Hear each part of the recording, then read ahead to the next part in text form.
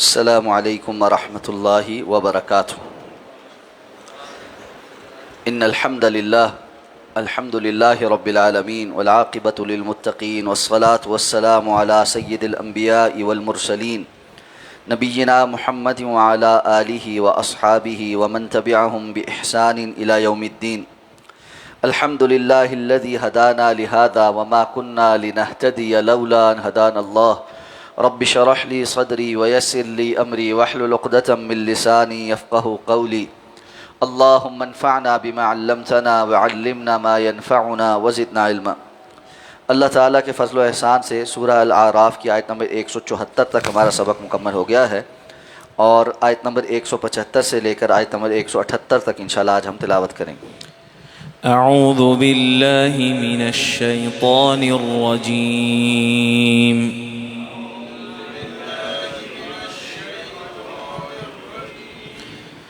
واتل عليهم نبأ الذي آتيناه آياتنا فانسلخ منها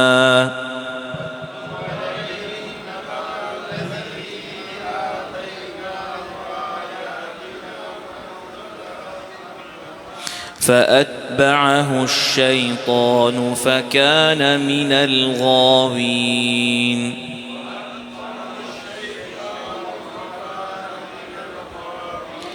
ولو شئنا لرفعناه بها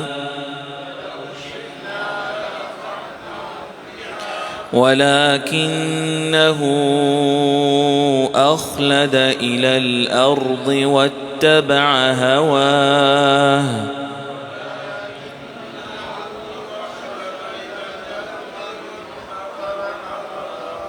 فمثله كمثل الكلب إن تحمل عليه يلهث أو تتركه يلهث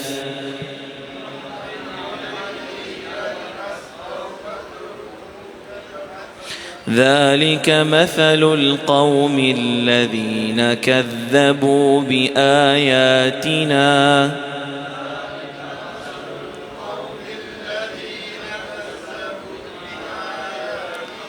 فاقصص القصص لعلهم يتفكرون۔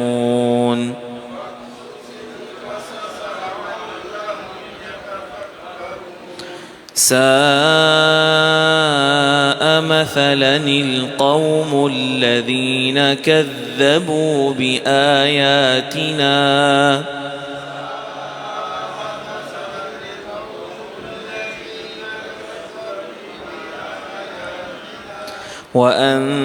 وأنفسهم كانوا يظلمون۔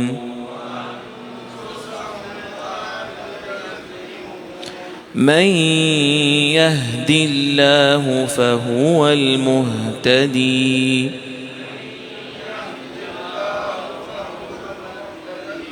ومن يضلل فأولئك هم الخاسرون۔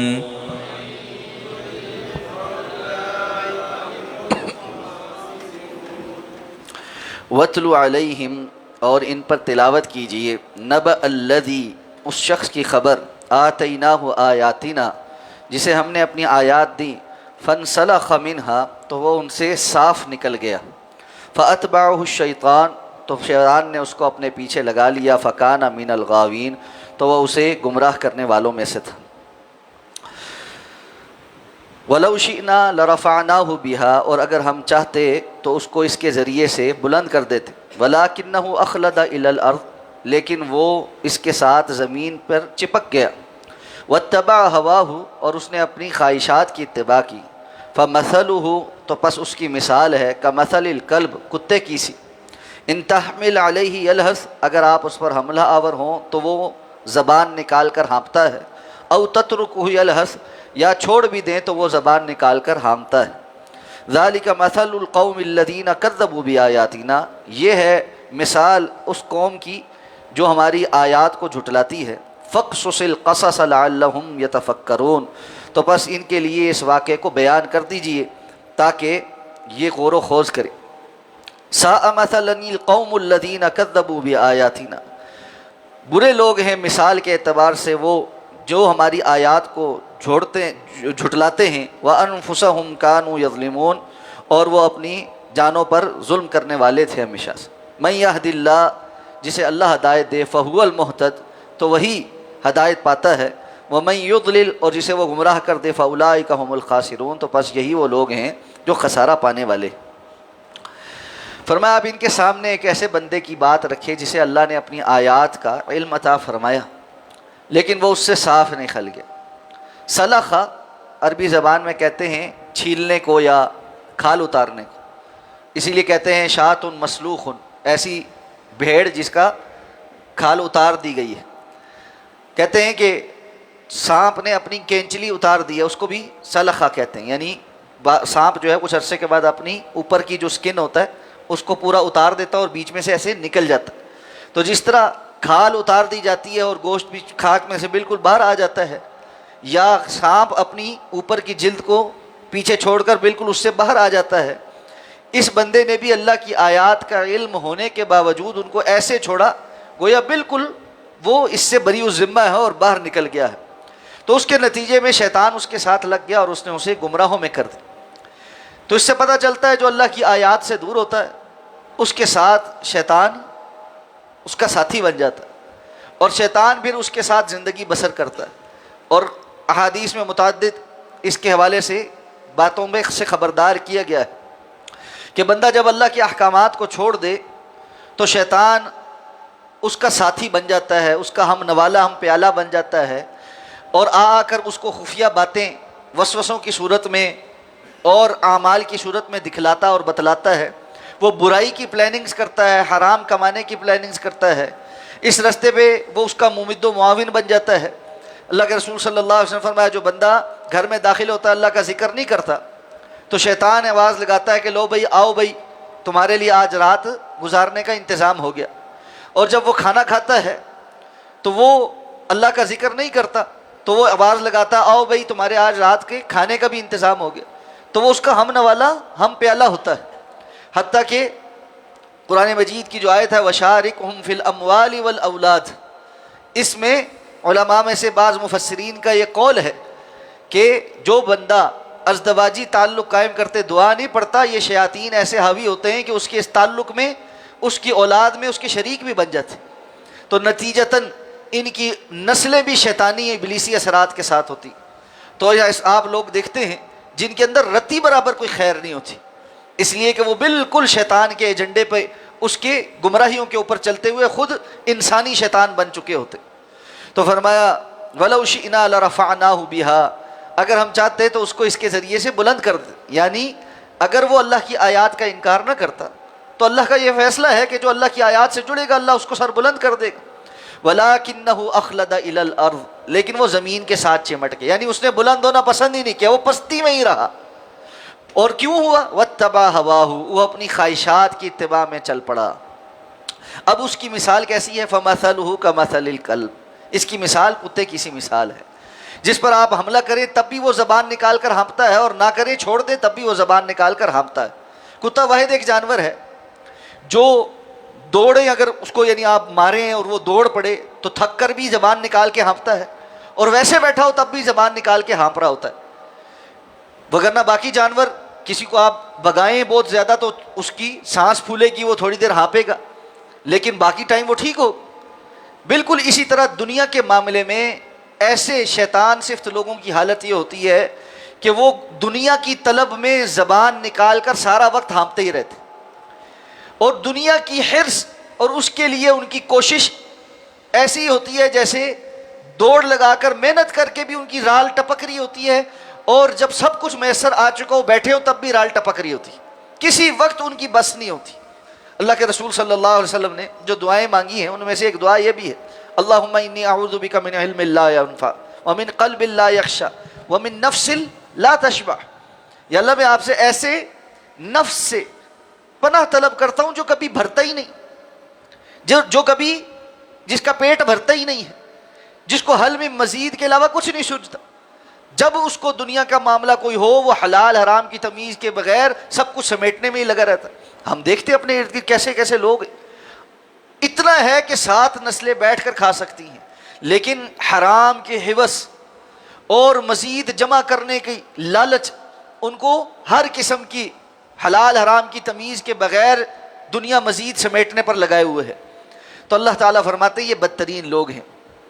ان آیات کی تفسیر میں بعض علماء کا یہ خیال ہے کہ یہ آیات مخصوص کچھ لوگوں کے لیے، تو کچھ مفسرین نے نام بھی ذکر کیے ہیں کہ پچھلی قوموں میں سے ایک شخص تھا، اس کا ذکر کیا تھا کہ وہ اس کا مصداق ہے، اور رسول اللہ صلی اللہ علیہ وسلم کے دور میں امیہ بن سلط، یہ ایک بڑا کافروں کا سردار تھا، اس کا بارے میں کہا گیا کہ یہ آیات اس کے بارے میں نازل ہوئیں۔ اگر ایسا ہو بھی تو بھی معلوم ہے کہ قرآن مجید کی آیات کا معنی اور مفہوم عام بھی ہوتا ہے، کہ ایک بندہ جو ان صفات کا حامل ہو، وہ قیامت تک کوئی بھی ہو اس پر بھی وہ ویسے ہی منطبق ہوتی۔ تو اس لیے جو لوگ بھی ان صفات کے حامل ہیں کہ اللہ کی آیات کا علم آنے کے باوجود وہ دنیا کو سمیٹتے ہیں اور دنیا کی طلب میں حلال حرام کی تمیز چھوڑ جاتے ہیں، اور بالخصوص وہ جن کو اللہ نے دین کا علم دیا ہو۔ اللہ تعالیٰ نے ایسے علماء کو جو دنیا کی خاطر اپنا علم بیچ دیں، بدترین مخلوق کا، رسول اللہ صلی اللہ علیہ وسلم نے فرمایا میرے اللہ کی مخلوق میں، میری امت میں سب سے بدترین لوگ وہ ہیں جو علماء سو ہیں، جن کو علم ہے اور اس کے باوجود وہ اللہ کا دین بیچ رہے ہیں، دنیاوی اغراض کی خاطر حق کو چھپاتے ہیں اور فتوے بدلتے ہیں، جیسے یہود کا پہلے ذکر ہوا کہ وہ اللہ کے دین کو بیچ کر دنیا کا عوض حاصل کر لیتے تھے، اور اگر ان کو کوئی تھوڑا بہت اور پیش کرتا تھا وہ اس کو بھی قبول کر کے مزید بھی اس کے اندر ہیرا پھیری کرتے تھے۔ ایسے لوگ آج بھی بے تحاشا موجود ہیں والعیاذ باللہ۔ جہاں علم کا مقام اور مرتبہ بہت ہے اور اس کی وجہ سے علماء کی قدر اللہ کے ہاں بہت زیادہ ہے، وہیں پر جو اس مقام سے گرتا ہے وہ بلندی سے گرتا ہے۔ ایک بندے کا روڈ پر ویسے پھسل کا گر جانا اور ایک بندے کا 100 فٹ کی عمارت سے گرنا یہ برابر ہے؟ کبھی برابر نہیں۔ اسی طرح ایک عام بندے کا گمراہ ہو جانا اور ایک عالم کا گمراہ ہو جانا یہ کبھی برابر نہیں۔ اس لیے بہت زیادہ اللہ سے پناہ مانگنی چاہیے کہ علم آنے کے بعد انسان دنیا کے اغراض میں اس علم کو بیچ ڈالے اور اس کے مطابق عمل کرنے سے رک جائے اور حلال حرام کی تمیز بھول جائے۔ اللہ کے رسول صلی اللہ علیہ وسلم نے فرمایا جو بندہ اللہ کے دین کا علم جو صرف اللہ کی رضا کے لیے حاصل کیا جاتا ہے، دنیا کمانے کے لیے حاصل کرتا ہے، اس کی نیت یہ ہے کہ میں اس سے دنیا کماؤں گا، لوگ مجھے بڑی سرکار سمجھیں گے، لوگ مجھے بڑا عالم سمجھیں گے، ہاتھوں ہاتھ لیں گے، میں چندے اکٹھے کروں گا، میں مال بناؤں گا، میں عزتیں کرواؤں گا، اس کا مقصد ہی یہ ہے۔ اللہ کے رسول نے فرمایا وہ قیامت کے دن جنت کی خوشبو بھی نہیں پائے گا۔ اس لیے یہ بڑا سخت معاملہ ہے، بہت زیادہ اس سے ڈرنا چاہیے، اور جس کے پاس جتنا علم ہے اس کو اس کے مطابق عمل کی طرف راغب ہونا چاہیے۔ علم بغیر عمل کے سوائے وبال کے اور کچھ نہیں ہے، اور کل قیامت کو جو سوال ہونے ہیں اللہ نے ہر بندے سے کرنے، جن کے جواب دیے بغیر بندہ اللہ کے سامنے سے ہل نہیں سکے گا۔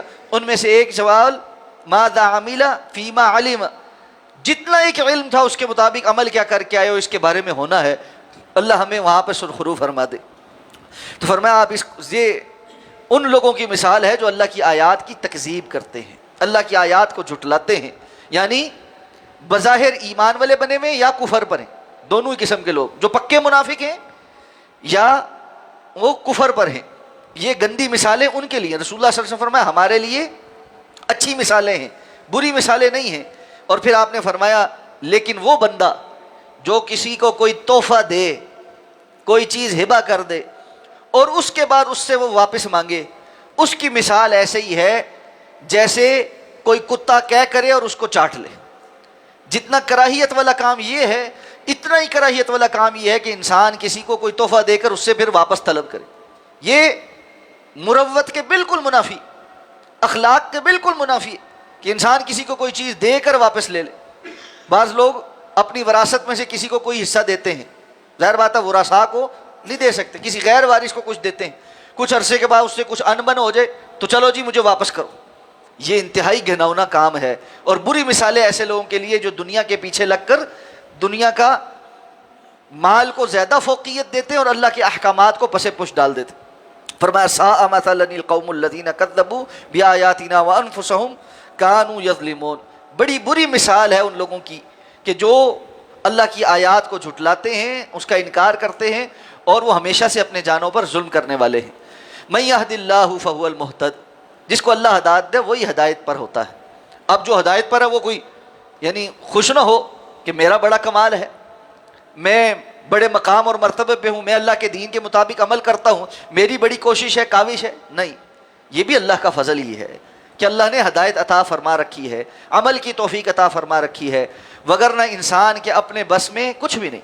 اس لیے جب اللہ تعالی ہدایت کی سمجھ عطا فرما دے اور اس کے مطابق عمل کی توفیق بھی عطا فرمائے تو بھی انسان کو آپے سے باہر نہیں ہونا چاہیے اور تکبر میں مبتلا نہیں ہونا چاہیے۔ وَمَن يُضْلِلْ، اور جسے اللہ گمراہ کر دے یعنی اس کے کرتوتوں کے نتیجے میں اللہ اس سے ہدایت کو چھین لے، فَأُولَٰئِكَ هُمُ الْخَاسِرُونَ، یہی ہیں جو اصل میں خسارہ پانے والے۔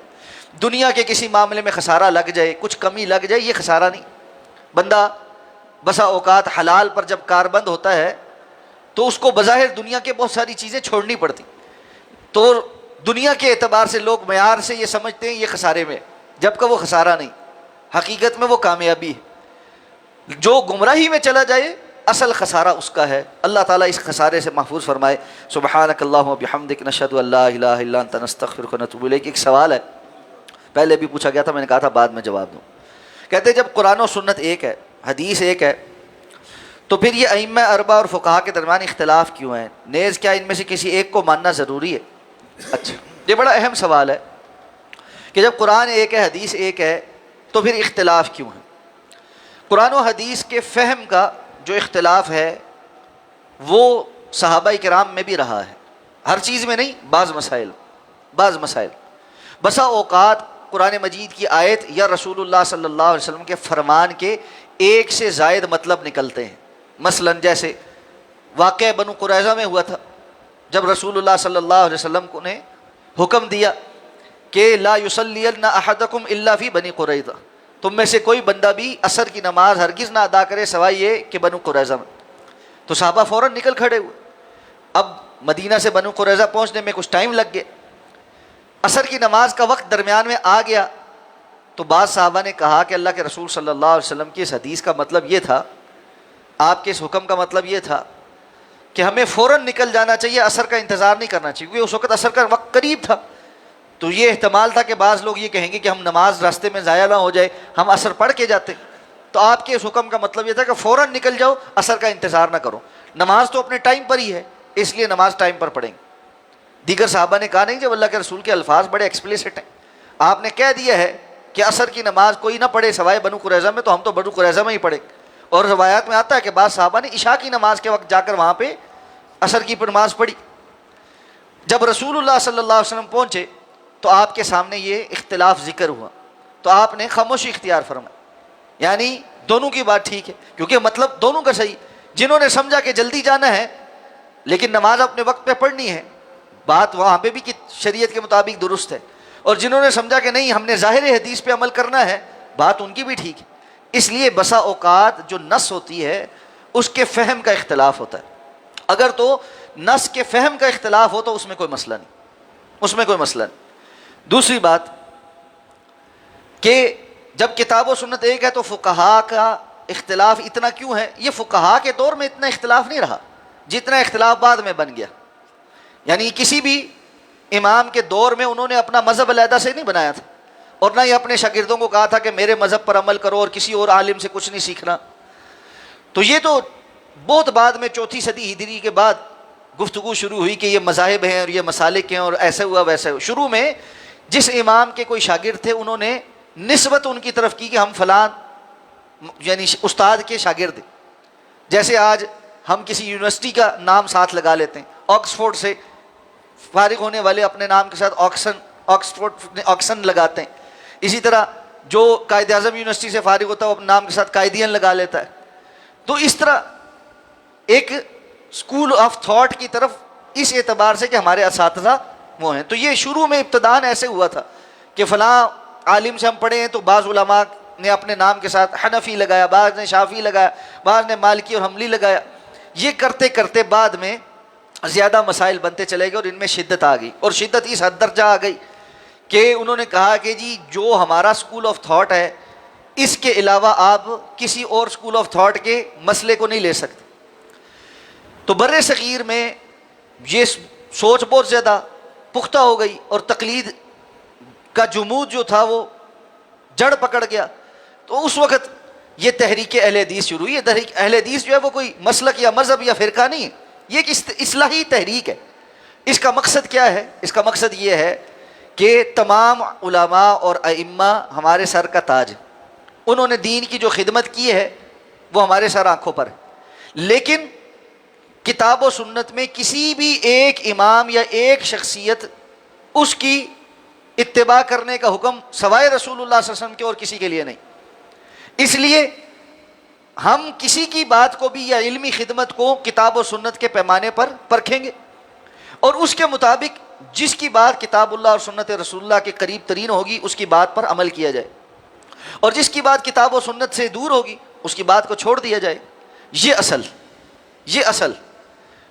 اور اصل میں اس میں ایک تفصیل بھی ہے۔ اب جب یہ بات کہی جاتی ہے تو یہ ایک یعنی جواب دیا جاتا ہے کہ ہر بندے کے لیے کتاب و سنت کے ہر مسئلے میں دلیل کو پرکھنا کیا ممکن ہے؟ تو حقیقتاً ایسا ہے کہ ممکن نہیں ہے۔ ہر مسئلے میں ہر بندے کے لیے تحقیق کرنا اس کی علمی صلاحیت نہیں ہے کہ وہ مسئلے کا استنباط کر سکے، تو وہ کیا کرے؟ اللہ تعالیٰ نے فرمایا فَاسْأَلُوا أَهْلَ الذِّكْرِ إِن كُنتُمْ لَا تَعْلَمُونَ، تم جا کر علماء سے اہل ذکر سے پوچھو اگر تم علم نہیں رکھتے۔ تو اصل یہ ہونا چاہیے تھا کہ جو بندہ عالم اور مفتی کی حیثیت میں بیٹھا ہوا ہے وہ بغیر تعصب کے کتاب و سنت کا علم سیکھتا، علماء کے اس علم سے استفادہ کرتا اور لوگوں کے فتویٰ طلب کرنے پر ان کو کتاب و سنت کے سیدھے دلائل سے فتویٰ دیتا، اور اس میں اگر کسی جگہ کوئی اختلاف ہے تو اس کو بھی بیان کر دیتا، اور جو اقرب الی الکتاب و سنہ بات ہے اس کو لوگوں کے سامنے بیان کر دیتا اور لوگ اس پر عمل کرتے۔ ہر بندے کو واقعتاً تحقیق کرنے کی صلاحیت نہیں ہے، لیکن عالم سے پوچھنے کی صلاحیت تو ہے نا۔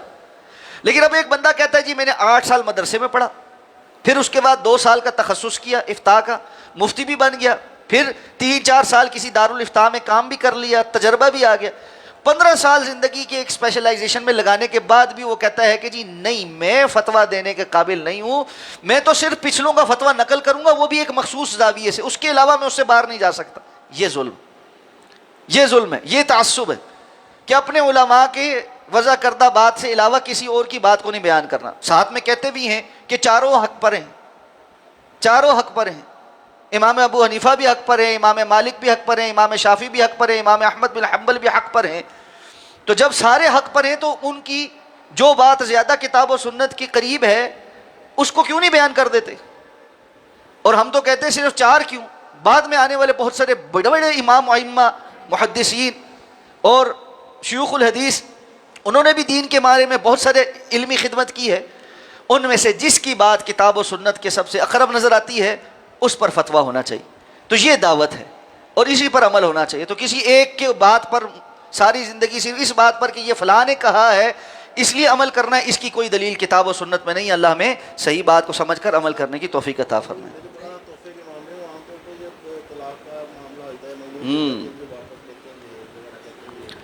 بڑا اہم مثال دے دی ہے بھائی نے کہ یہ تو تحفے کی بات ہوئی ہے، تو جب کبھی طلاق کا واقعہ ہو جاتا ہے تو کہتے ہیں جی جو تحفے میں دیا تھا زیور شیور اور سارا کچھ واپس کرو، تو بالکل یہ مثال وہیں فٹ ہوتی، صرف ایک اجازت اسلام نے دی ہے، اگر طلاق کا مطالبہ خاتون کی طرف سے اور مرد نہیں چھوڑنا چاہتا اور وہ خلا لیتی ہے تو چونکہ مطالبہ اس کی طرف سے انیشیٹ ہوا ہے تو وہ حق مہر واپس کرے گی، صرف حق مہر، جو تحفے میں دیا ہے وہ کچھ واپس نہیں کرے گی۔